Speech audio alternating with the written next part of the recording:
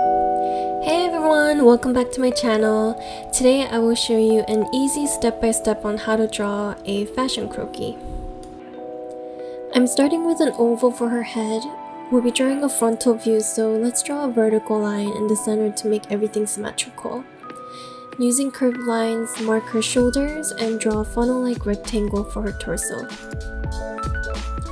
Draw an inverse funnel for her hips, and the widest point of her torso and hips should align. From the bottom of the hip, I'm drawing her thighs to the bottom of line 6 where her knees will be, and then from there you're going to draw another line towards the bottom, and we are drawing the angles for her ankles and then her feet. We're going to come back up and draw circles for her shoulders, and her bust will be centered on the line between line 2 and 3 and elbows at the bottom of space 3. Connect the lines for her arms, and her fingertip will end around the bottom of space 5. Now we're dividing her hip into about a third, and at that point angle her hips out just slightly. For her clavicle or neck bone, draw a horizontal line connecting the top of her shoulders and make a V at the center. Then let's draw an angle to connect her armpits to the bust. I'm placing her belly button at the small of her waist and then her crotch at the bottom of her hips.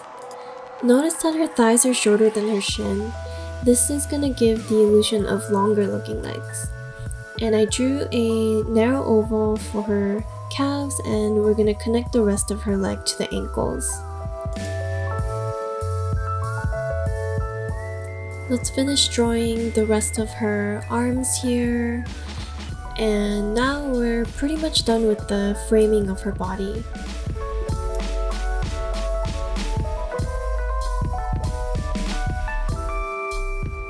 I'm gonna speed up the video here so that you can see what she looks like fully drawn out.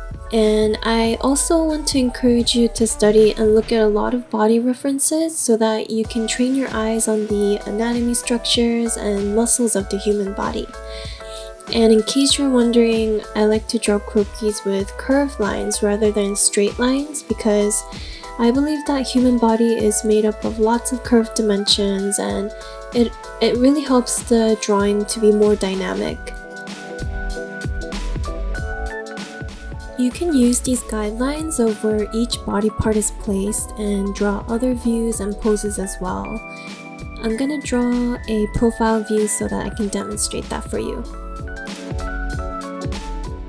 All of the placements will be the same, but the difference between the views would really be at the angles of each body part.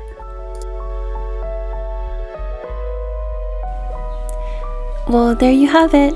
I hope that you found this tutorial very helpful, and if you have any questions, please leave me a comment below and subscribe for more videos like this.